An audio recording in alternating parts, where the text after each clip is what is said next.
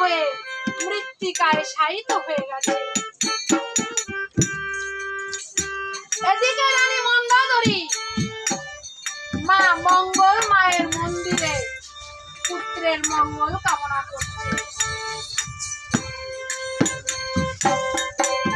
দেবীকে প্রণাম জানিয়ে রানী মন্দাদরী দেবীকে বলছে, ওমা ওমা মঙ্গলময়ী, আমার প্রিয় পুত্র ইন্দ্রজিৎ ওই যজ্ঞাগারে প্রবেশ করেছে।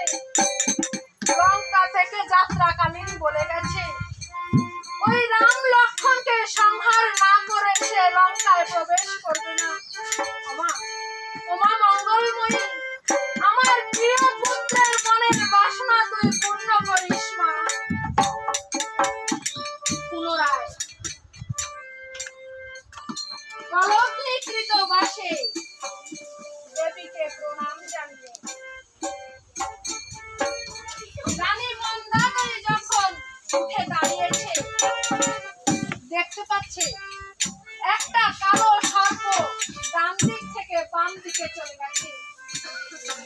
কিছু দূরে বৃক্ষের শুকনো শাখায় বসে কাক কা কা রবে ডাকতে আরম্ভ করেছে। রানী মন্দাদরীর কর্ণে ভেসে আসছে আজ অমঙ্গলের ধ্বনি। ইতিমধ্যে ওই ভবন দুর্গিয়ে এই লঙ্কাপুরে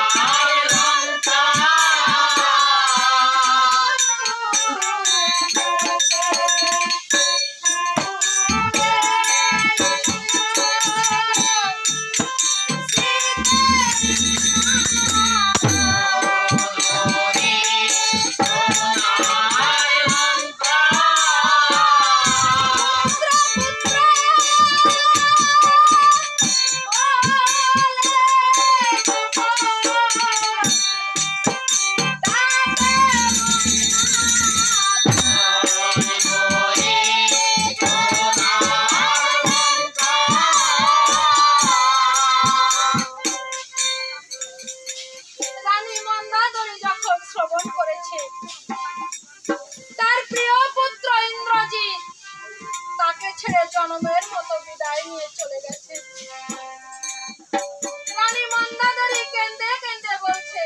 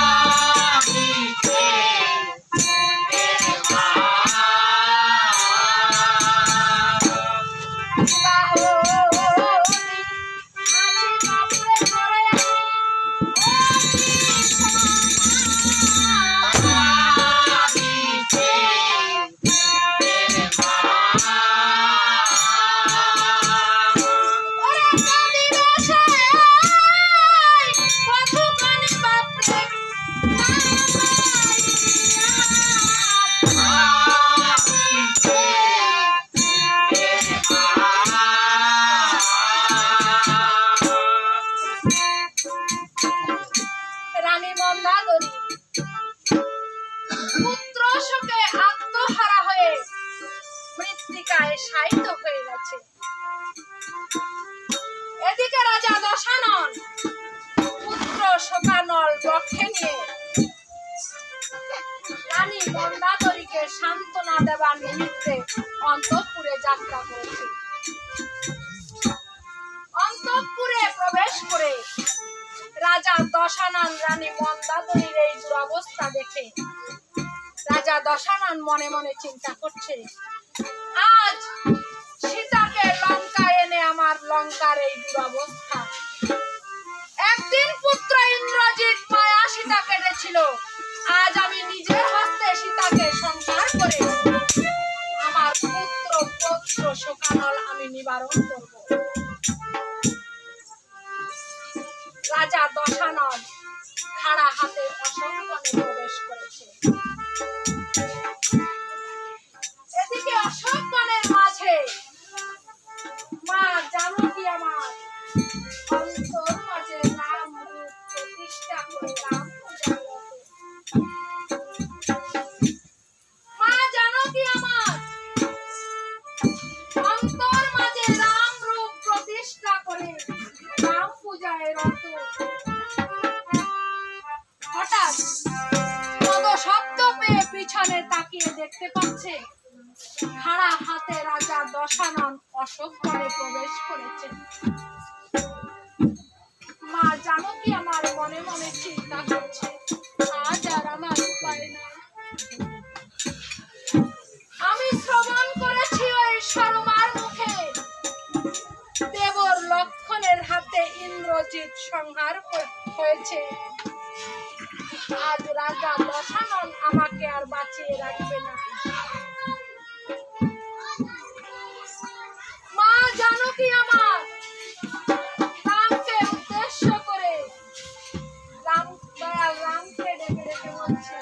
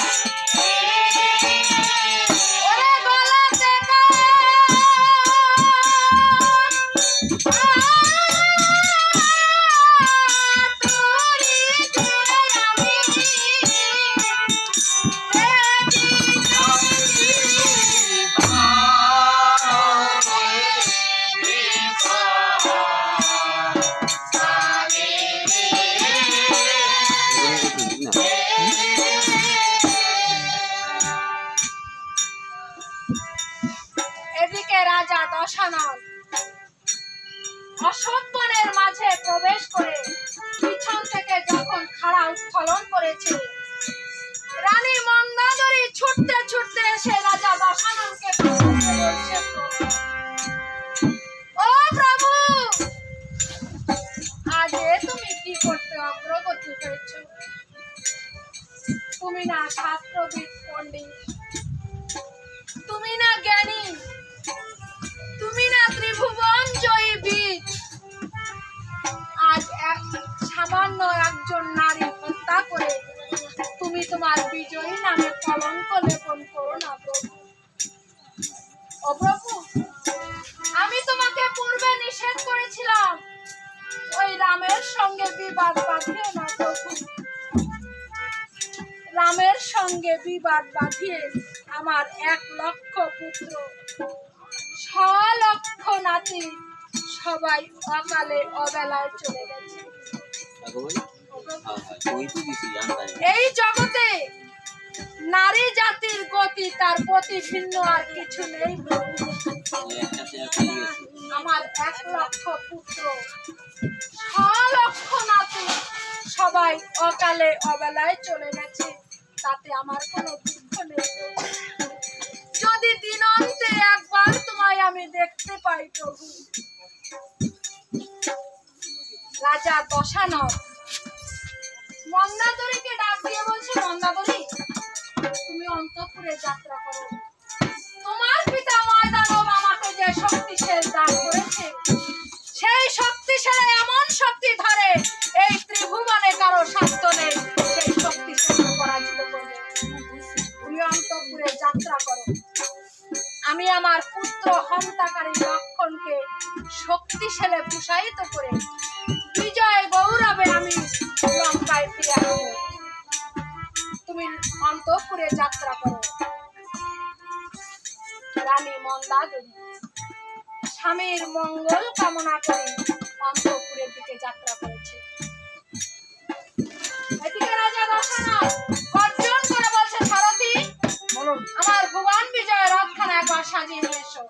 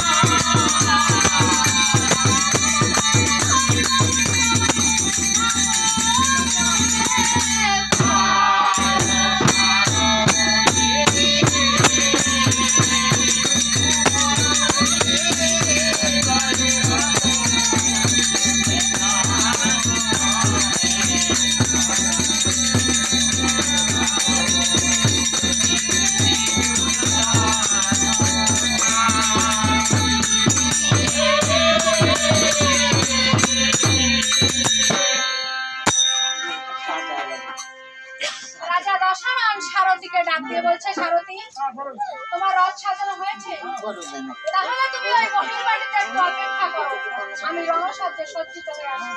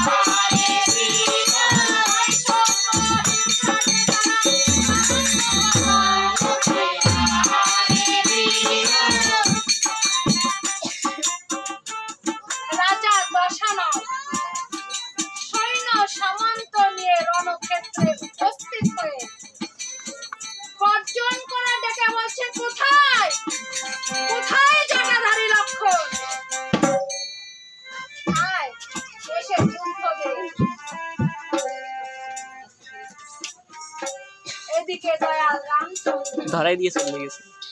মিত্র বিভীষণকে বলছে, মিত্র বিভীষণ আজকে যুদ্ধে এসে উপরে বসে ধর, এটা মন্টু এলে দিয়ে দিবি।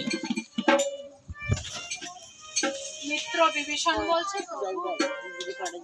ও প্রভু আজ স্বয়ং দশানন যুদ্ধে এসেছে। দশাননের কথা শ্রবণ করে দয়াল রামচন্দ্র মিত্র বিভীষণকে বলছে, মিত্র বিভীষণ শীঘ্র করে আমাকে রণভূমে নিয়ে চলো। দশাননকে দেখবার জন্য আমার মন যে বড় ব্যাকুল হয়ে উঠেছে। অগ্রে রামচন্দ্র, মাধ্যমে লক্ষণ, পশ্চাতে বিভীষণ, তিনজনে গিয়ে যখন রণক্ষেত্রে দাঁড়িয়েছে, রাজা দশানন দূর থেকে রাম রূপ দর্শন করে রাজা দশানন জানাচ্ছে রাম পদে স্বভক্তি।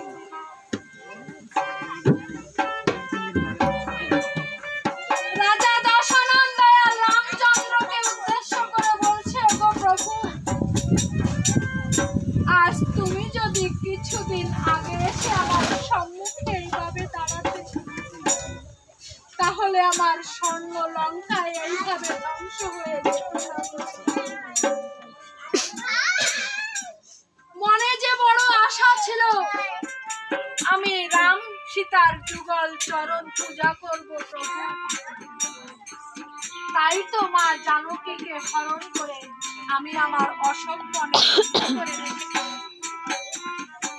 প্রভু আজ যে আমার সময় নেই, আজ যে আমার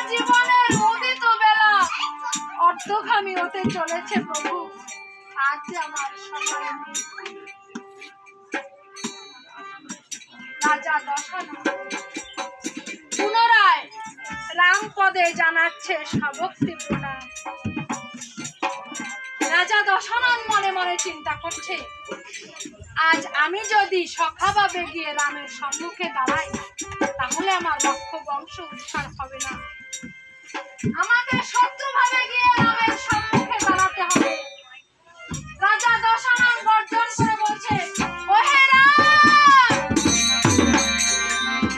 তুমি ফিরে যাও, আমার পুত্র হন্তাকারী লক্ষণ তোমার পিছনে দাঁড়িয়ে রয়েছে, আমি লক্ষণের সাথে যুদ্ধ চাই, তুমি ফিরে যাও। ফিরে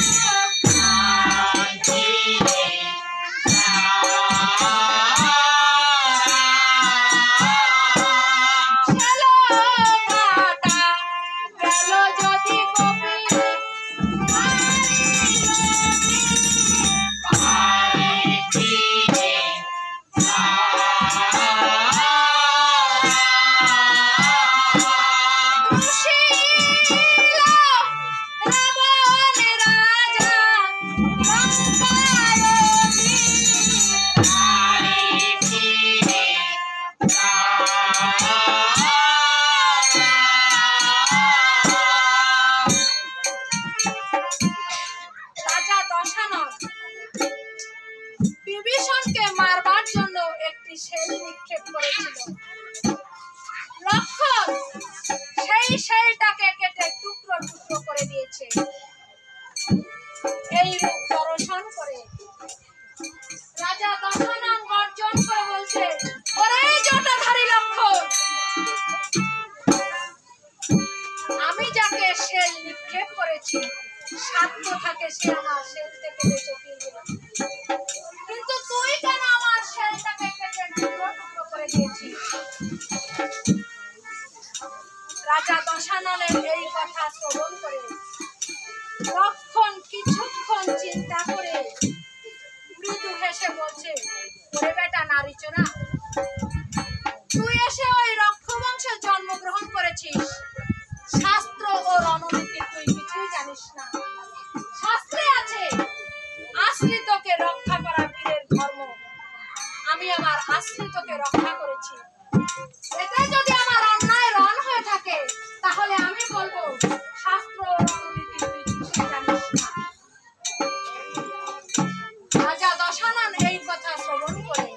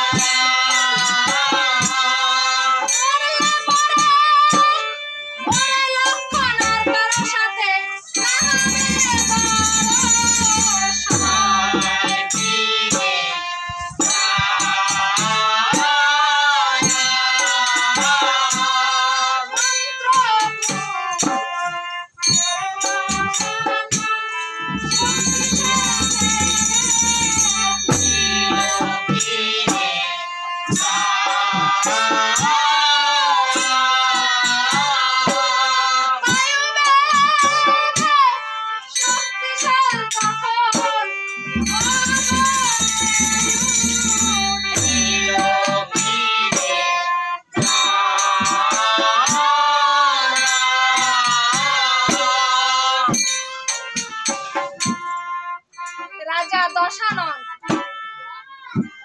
মন্ত্রপুত করে যখন সেই মহা শক্তিধর শক্তিশালী ছেড়ে দিয়েছে, শূন্য মার্গে উঠে শক্তিশালী মুখে অগ্নি প্রজ্বলিত করে ধীরে ধীরে লক্ষণের দিকে নেমে আসছে। দয়াল রামচন্দ্র ছুটে গিয়ে লক্ষণকে পিছনে রেখে শক্তিশালীকে ডাক দিয়ে বলছে, রে শক্তিশালী, তুই ফিরে যাও রে শক্তিশালী, আর তা না হলে তুই আমার বুকে আয় রে শক্তিশালী। শূন্য মার্গে বসে শক্তিশালী বলছে, প্রভু তা হয় না প্রভু, তুমি সরে যাও।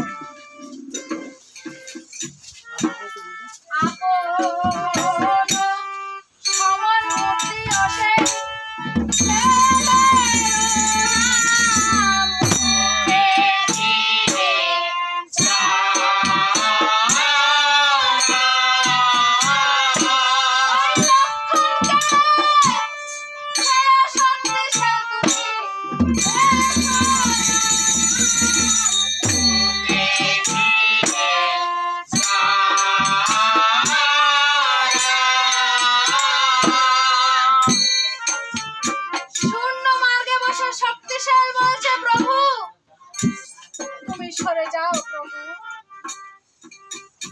দয়াল রামচন্দ্র বলছে, ওরে শক্তিশালী, তা হয় না ওরে শক্তিশালী, তুই ফিরে যা। ওরে শক্তিশালী, তুই যার কাছে ছিলি তার কাছে ফিরে যা ওরে শক্তিশালী, তা না হলে তুই আমার বুকে আয়। শূন্য মার্গে বসে শক্তিশালী বলছে, প্রভু তা হয় না, তুমি সরে যাও। দয়াল রামচন্দ্র বলছে, ওরে শক্তিশালী, এই জগতে একটা নিয়ম আছে ওরে শক্তিশালী, যে জগতের বুকে প্রথম এসেছে তাকেই এই জগতের বুক থেকে আবার প্রথমেই বিদায় নিয়ে চলে যেতে হয় শক্তিশালী। হতভাগা রামচন্দ্র এসেছে প্রথমে, রাম থাকতে ওই লক্ষণ কিছুতেই যেতে পারে না ওরে শক্তিশালী, তুই ফিরে যা। শূন্য মার্গে বসে শক্তিশালী বলছে, তা হয় না প্রভু, তুমি সরে যাও। যারো কাছে থাকি আমি প্রভু,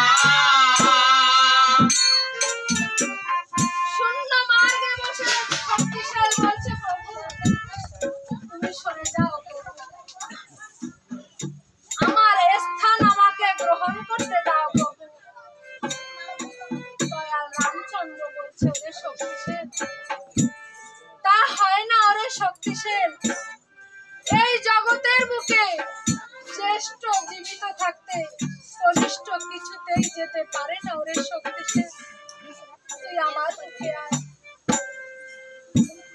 শূন্য মার্গে বসে শক্তিশালী বলছে, প্রভু তুমি সরে যাও প্রভু, এই জগতের বুকে লক্ষণ আমাকে বুকে টান দিয়ে রেখেছে, তাই এই জগতে লক্ষণ ভিন্ন আমি আর কাউকে চিনি না, লক্ষণ ভিন্ন আমি আর কাউকে জানি না প্রভু, তুমি সরে যাও। শূন্য মার্গে বসে শক্তিশালী যখন বলেছে, প্রভু তুমি সরে যাও, দয়াল রামচন্দ্র চমকে গেছে। দয়াল রামচন্দ্র শক্তিশালীকে ডেকে বলছে, শক্তিশালী, তুই বল রে শক্তিশালী, এই জগতের বুকে লক্ষণ তোকে বুকে স্থান দিয়ে রেখেছে। কবে, কোন দিনে, কি কারণে ওরে শক্তিশালী তুই বল। শূন্য মার্গে বসে শক্তিশালী বলছে, প্রভু তোমার পিছনে লক্ষণ দাঁড়িয়ে রয়েছে, তুমি একবার জিজ্ঞাসা করে দেখো। দয়াল রামচন্দ্রের পিছনে দাঁড়িয়ে লক্ষণ নির্বাক হয়ে দাঁড়িয়ে রয়েছে। নয়ন জলে লক্ষণের বক্ষ প্লাবিত হয়ে যাচ্ছে। দয়াল রামচন্দ্র বলছে, ওরে লক্ষণ বল ভাই, কবে, কোন দিনে, কি কারণে ওই মহাশক্তিধর শক্তিশালীকে তুই বুকে স্থান দিয়ে রেখেছিলি ভাই। দয়াল রামচন্দ্রের পিছনে দাঁড়িয়ে লক্ষণ নয়ন জলে প্লাবিত নির্বাক নিস্তব্ধ হয়ে লক্ষণ দাঁড়িয়ে রয়েছে। দয়াল রামচন্দ্র শক্তিশালীকে ডাক দিয়ে বলছে, ওরে শক্তিশালী তুই বল, কবে, কোন দিন, কি কারণে লক্ষণ তোকে বুকে স্থান দিয়ে রেখেছে বল। শূন্য মার্গে বসে শক্তিশালী বলছে, প্রভু মনে আছে একদিন পঞ্চবটী বনে লক্ষণ আপনার পাশে রাত্র দ্বিতীয় প্রহারের কথা। হঠাৎ লক্ষণের মনে পড়ে যায় মা জনমদেবীর কথা।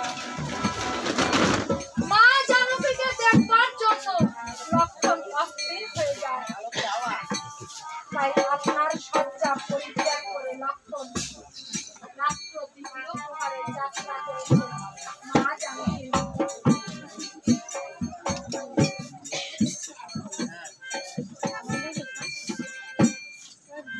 লক্ষণ আপনার শয্যা পরিত্যাগ করে রাত্র দ্বিতীয় প্রহরে অশোক বনে যাত্রা করেছে। অশোক বনের মাঝে গিয়ে লক্ষণ এদিক ওদিক তাকাচ্ছে। মা জানকীকে লক্ষণ দেখতে পাচ্ছে না। লক্ষণ মনে মনে চিন্তা করছে, এই অশোক বনের মাঝেই তো আমার চরম দুঃখী মা জানকীকে দুষ্ট দশানন বন্দী করে রেখেছে। কিন্তু কই, আমার মাকে তো আমি দেখতে পাচ্ছি না। হঠাৎ পদশব্দ পেয়ে পিছনের দিকে তাকিয়ে দেখতে পাচ্ছে রাত্র দ্বিতীয় প্রহরে দুষ্ট দশানন চলেছে মা জানকীর নিকটে। পথের এক পার্শ্বে দাঁড়িয়ে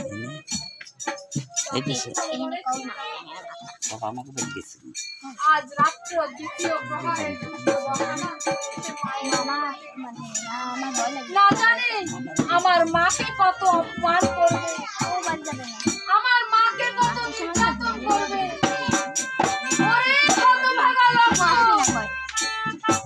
আজ তুই মাকে নির্যাতন দেখতে এসেছিস। লক্ষণ পথের এক পার্শ্বে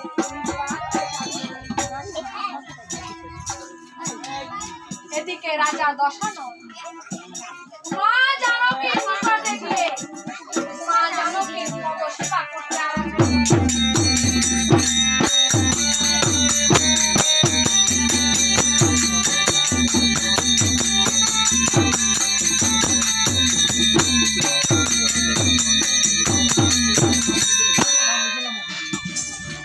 দূরে দাঁড়িয়ে লক্ষণ অবাক হয়ে গেছে। লক্ষণ মনে মনে চিন্তা করছে, আজ আমি কি দেখতে এসেছি।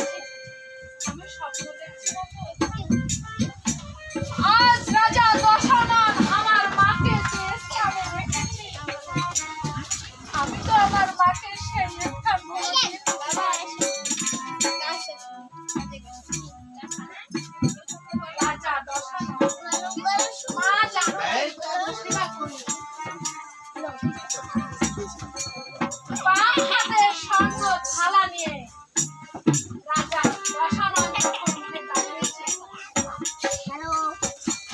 প্রথম যে ছায়ামূর্তি দেখে রাজা দশানন গর্জন করে বলছে, কে ওখানে দাঁড়িয়ে? লক্ষণ মনে মনে চিন্তা করছে, আজ আর আমার উপায় না। আর যখনই বলবো আমি লক্ষণ, রাজা দশানন আমাকে আর বাঁচিয়ে রাখবে না। লক্ষণ পথের মাঝে নির্বাক নিস্তব্ধ হয়ে দাঁড়িয়ে। রাজা দশানন দ্বিতীয়বার গর্জন করে বলছে, কে ওখানে দাঁড়িয়ে?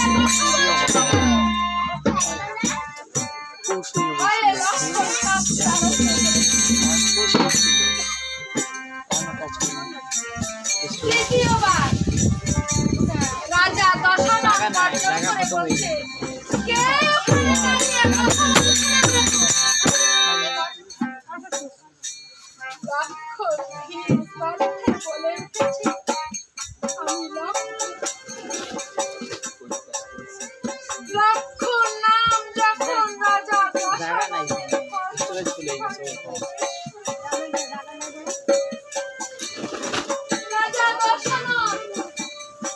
ধীরে ধীরে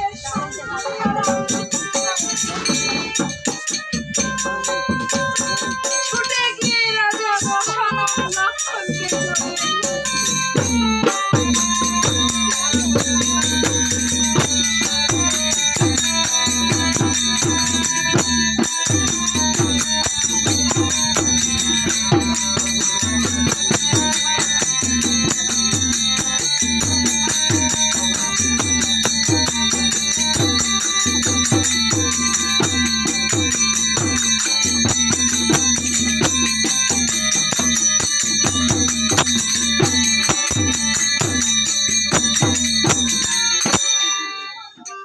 রাজা দশানন বলছে, ওরে লক্ষণ, বড় অসময়ে এসে দেখা দিয়েছ ভাই। আজ যদি তুমি কিছুদিন আমার সম্মুখে এইভাবে এসে দাঁড়াতে, তাহলে এই স্বর্ণ লঙ্কা এইভাবে ধ্বংস হয়ে যেত। আমার মনে বড় আশা ছিল, মনে বড় বাসনা ছিল রে লক্ষণ, আমি রাম সীতার আমি মনে মনে চিন্তা করেছিলাম, আমার লক্ষ্মীর পাশে হয়তো আমার নারায়ণ এসে দাঁড়াবে, কিন্তু সে আশা, সে সৌভাগ্য হতভাগা দশাননের কোনো না। ওরে লক্ষণ, আজ যে আমার সময় নেই লক্ষণ, আজ যে আমার জীবনের উদিত বেলা অস্তগামী হতে চলেছে, আজ যে আমার সময় নেই।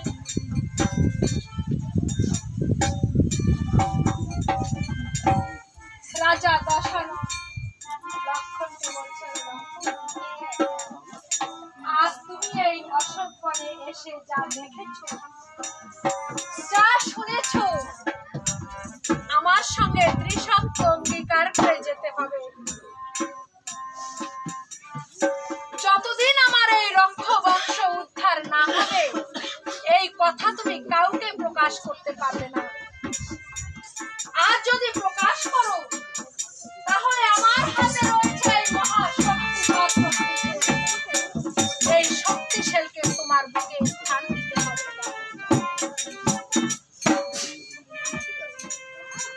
রাজা দশাননের সঙ্গে ত্রিশক্ত অঙ্গীকার করে লক্ষণ অশোক বন পরিত্যাগ করেছে। এদিকে দয়াল রামচন্দ্র নিদ্রা থেকে জাগৃত হয়ে পার্শ্বে লক্ষণকে না দেখতে পেয়ে দয়াল রামচন্দ্র বলছে, লক্ষণ, লক্ষণ, কোনো সাড়া নাই। লক্ষণ, লক্ষণ, কোনো সাড়া নাই। দয়াল রামচন্দ্র ডিগরে কেঁদে উঠে বলছে, ওরে লক্ষণ, শেষে হতভাগা, শেষে চরণ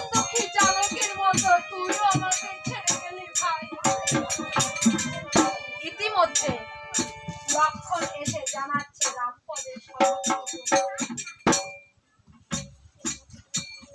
লক্ষণকে সম্মুখে পেয়ে দয়াল রামচন্দ্র লক্ষণকে বুকে জড়িয়ে ধরে দয়াল রামচন্দ্র বলছে, রে লক্ষণ, কোথায় গিয়েছিস ভাই? লক্ষণ রাম বক্ষে পড়ে ফুপিয়ে ফুপিয়ে কাঁদতে আরম্ভ করেছে।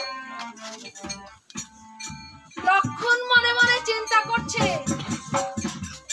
যে জ্যেষ্ঠ ভাই ছাড়া আমি কিচ্ছু জানি না, যে রাম ভিন্ন অন্য কোনো ভাব আমার মনে নেই, সেই রামের নিকট, সেই জ্যেষ্ঠ ভাইয়ের নিকট আজ আমি কেমন করে মিথ্যা কথা বলবো? পারবো না। তাতে যদি হতভাগা লক্ষণ এই জগতের মধ্যে নাও থাকে, রামের নিকট, জ্যেষ্ঠ ভাইয়ের নিকট আমি মিথ্যা কথা বলতে পারবো না। শূন্য মার্গে বসে শক্তিশাল বলছে, প্রভু, মনে আছে সেই বিগত দিনের কথা? দয়াল রামচন্দ্রের পিছনে দাঁড়িয়েছিল লক্ষণ। দয়াল রামচন্দ্রের সামনে এসে শক্তিশালকে ডাক দিয়ে বলছে, শক্তিশাল আয়, তুই আমার বুকে আয়। ওরে শক্তিশাল, আমি যে সত্য ভঙ্গ করেছি।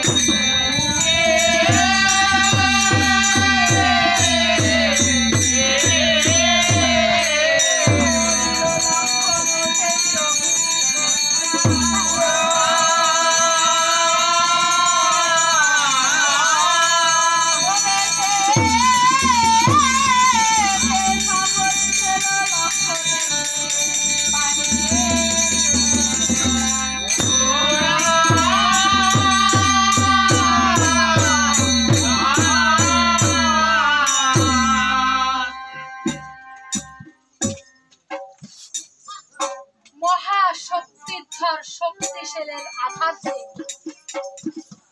লক্ষণের বুকে বেঁধে পৃষ্ঠ পার হয়ে গেছে। লক্ষণ মৃত্তিকায় ঢলে পড়েছে। বানরগণ, কপিগণ তারা প্রাণের ভয়ে ছুটে পালাতে আরম্ভ করে। দয়াল রামচন্দ্র একাকী দাঁড়িয়ে রয়েছে লক্ষণের পাশে। দয়াল রামচন্দ্র বানরগণ, কপিগণকে ডেকে বলছে, ওরে বানরগণ, ওরে কপিগণ, এইভাবে বিপদে ফেলে কাউকে কোনোদিন পালাতে হয় না। ওরে বানরগণ, ওরে বানরগণ, ওরে লক্ষণ যদি মারে বানরগণ, রাম মরবে তার সাথে।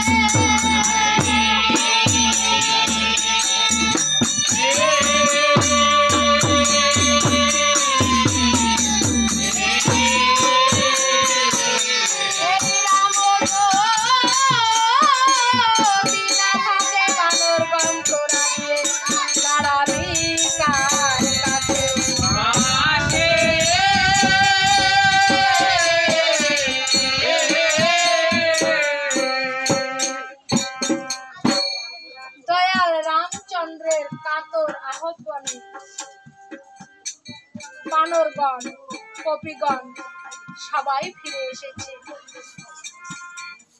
দয়াল রামচন্দ্র বানরগণ, কপিগণকে বলছে, ওরে বানরগণ, ওরে কপিগণ, আমার ছোট ভাই লক্ষণের বুকে যে শক্তিশাল দাবিত্ব রয়েছে, তোমরা একবার টেনে তোলবার চেষ্টা করো। রাম আদেশে বানরগণ, কপিগণ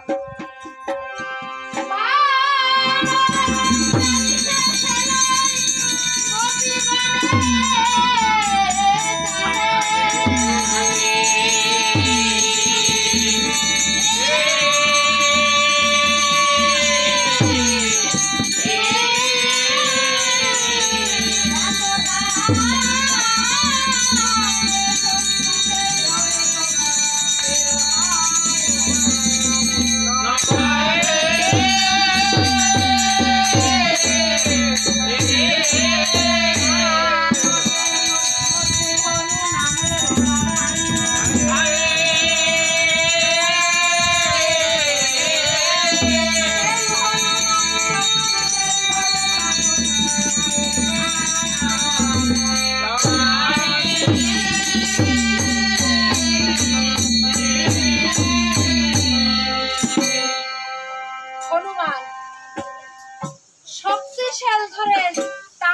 দিচ্ছে আর মনে মনে চিন্তা করছে এই শক্তিশাল ধরে আমি জোরে টান দেব না।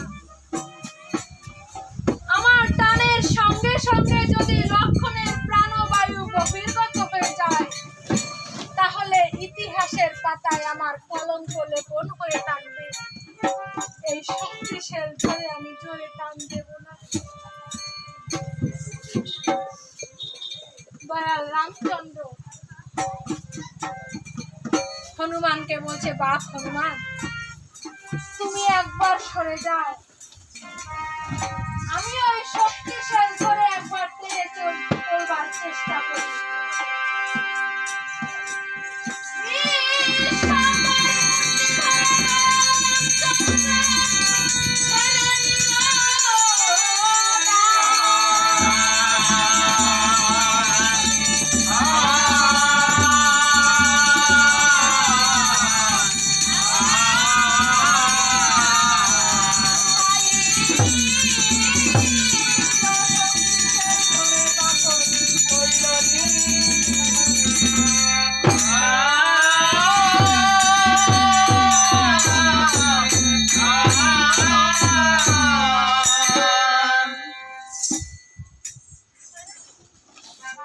বিশ্বম্বর মূর্তি ধরে দয়াল রামচন্দ্র যখন সেই শক্তিশাল ধরে টান দিয়েছে, টানের সঙ্গে সঙ্গে শক্তিশাল দয়াল রামচন্দ্রের হাতে এসে ত্রিখণ্ডে খণ্ডিত হয়ে গেছে। শক্তিশাল দয়াল রামচন্দ্রকে নতমস্তকে প্রণাম জানিয়ে বলছে, প্রভু, প্রভু, আমি আগে একাকী ছিলাম ওই রাবণের হাতে, আজ তুমি আমাকে ত্রিখণ্ডে খণ্ডিত করেছ, এখন আমার স্থান দাও প্রভু, আমার স্থান কোথায়? শক্তিশালের এই কথা শ্রবণ করে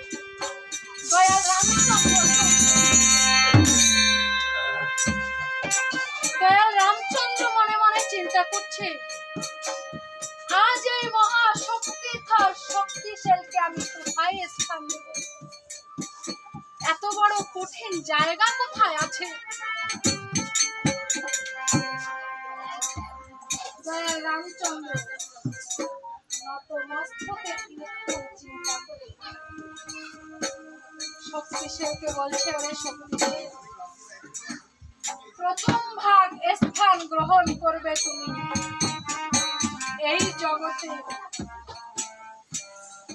যে হতভাগা পিতা জীবিত থাকতে তার প্রাণের পুত্রকে হারায়, সেই হতভাগা পিতার বুকে দ্বিতীয় ভাগ স্থান গ্রহণ করবে তুমি এই জগতে। উদিত বেলার কালে যে হতভাগিনী সতী তার প্রাণের পতিকে হারায়, তার বুকে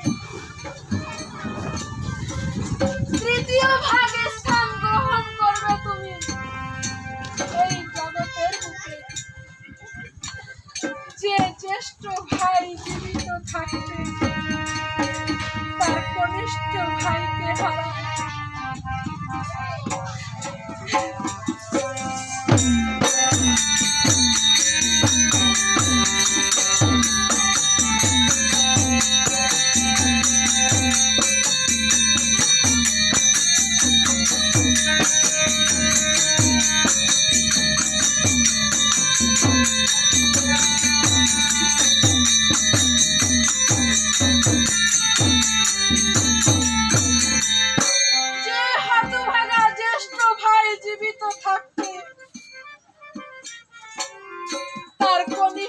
ভাইকে হারায়, তৃতীয় ভাগ স্থান গ্রহণ করবে সেই জ্যেষ্ঠ ভাই।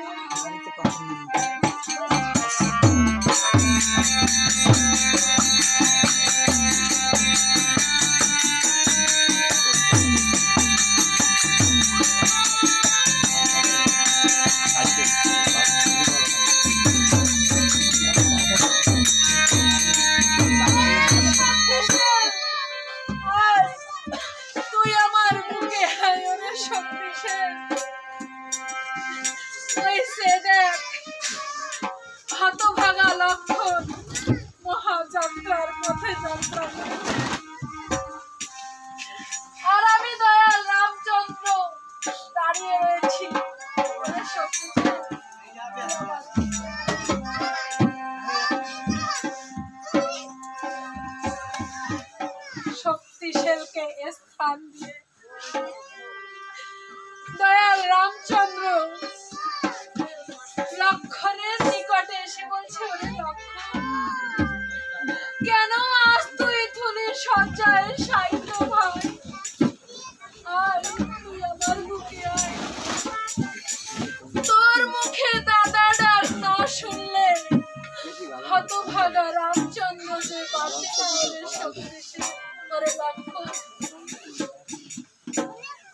মৃত্তিকায় সে লক্ষণ ধীর কণ্ঠে বলে উঠেছে, দাদা আমি মহাযাত্রার পথে যাত্রা করেছি দাদা। এই যাত্রাকালে তোমার রাতুল চরণে আমার কয়েকটি নিবেদন মনে রেখো দাদা। শোনো রে গুণনিধি,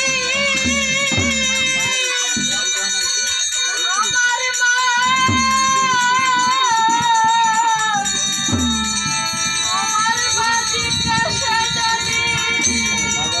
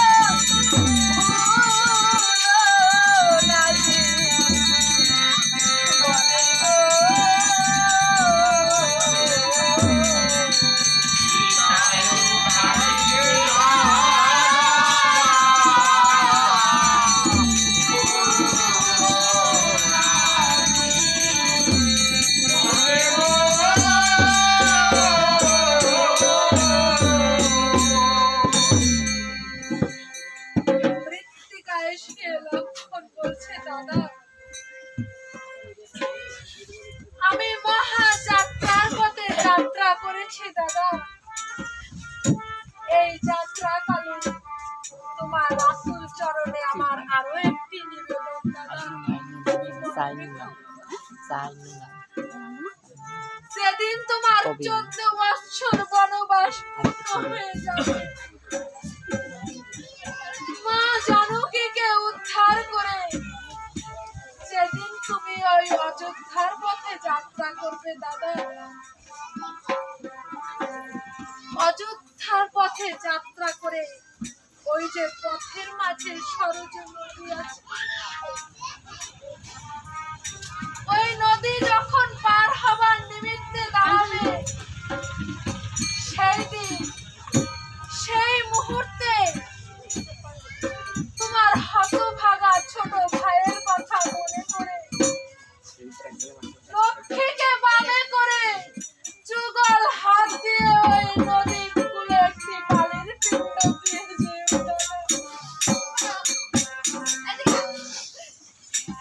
এই কথা বলে লক্ষণ জ্ঞান শূন্য হয়ে পড়েছে।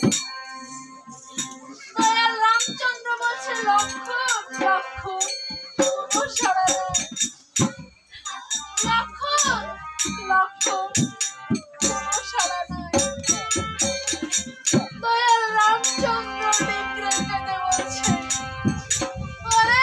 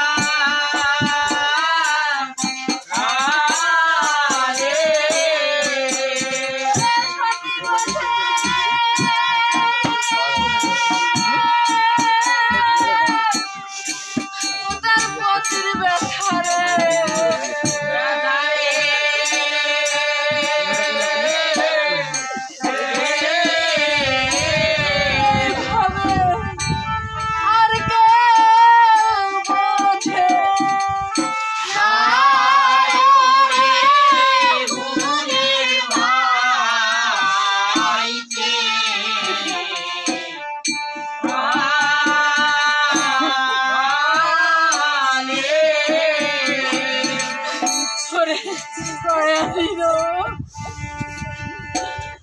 দুঃখ যা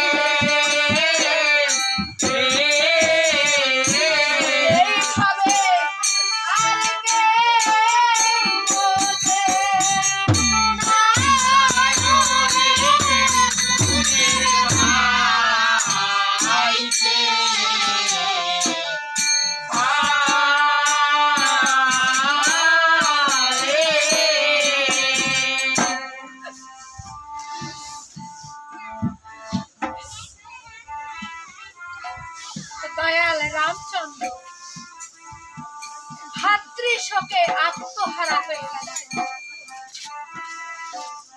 কিছু দূরে দাঁড়িয়েছিল বৈদ্যরাজ সুসেন। লক্ষণের নিকটে এসে লক্ষণের নাসাগ্রে তুলা ধারণ করে লক্ষণের নারীগতি পরীক্ষা করে দয়াল রামচন্দ্রকে বলছে, প্রভু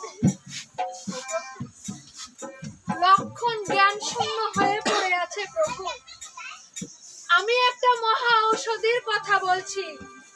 আজ রাতের মধ্যে, রাতের মধ্যে যদি কেউ সেই মহা ঔষধি আমাকে এনে দিতে পারে, তাহলে লক্ষণ পুনর্বার জ্ঞান ফিরে পাবে।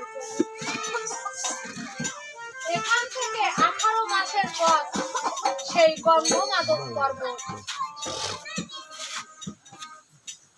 দয়াল রামচন্দ্র দিকে কেঁদে উঠে বলছে, বৈদ্যরাজ সুসেন, কেন তুমি আমাকে প্রবোধ দিচ্ছ? এখান থেকে 18 মাসের পথ সেই গন্ধমাদন পর্বত। কে যাবে সেই গন্ধমাদন পর্বতে? আর কে এনে দেবে আমাকে সেই মহা ঔষধি? কেউ এনে দিতে পারবে না। আর আমার প্রাণের ভাই লক্ষণ আর বাঁচবে না।